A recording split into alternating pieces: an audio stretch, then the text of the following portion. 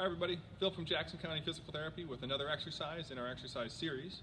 This one is a common one and many of you have done it, but it's oftentimes done incorrectly. So we're going to go over a couple of the common faults and how to correct those. It's external rotation and internal rotation with a band. First and foremost, grab a towel or something to help keep your elbow in place. So it is very important that your elbow stays in place. I like to use a towel.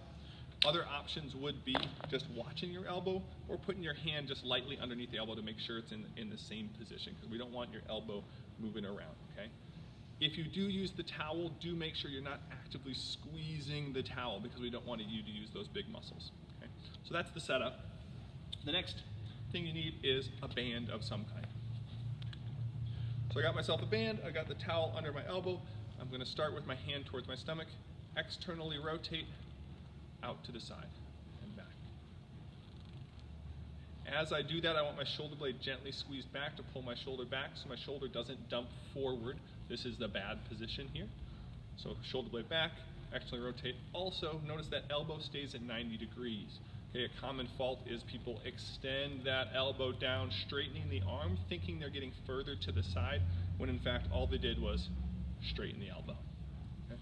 So from the side, gently pull that shoulder back to get it in position.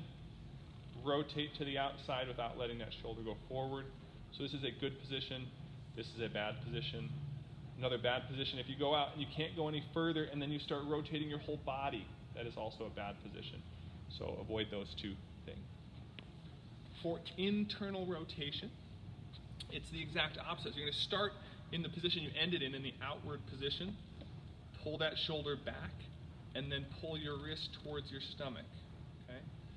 If you keep that shoulder blade back and you pull your wrist towards your stomach, you should get to a point where you don't feel like you can go any further before that shoulder dumps forward. So stop at that point, okay? Start at the outside, pull to the center, notice the shoulder stays back the whole time. From the side, we're here, pulling across. Once again, we're not letting that shoulder come forward, okay? Good position, bad position. Those are a couple common faults. Try to avoid those as you're doing it. It's a great exercise for any overhead athletes, anyone over the age of 50, or someone who just wants general rotator cuff and shoulder health. So stay happy, stay healthy, keep moving.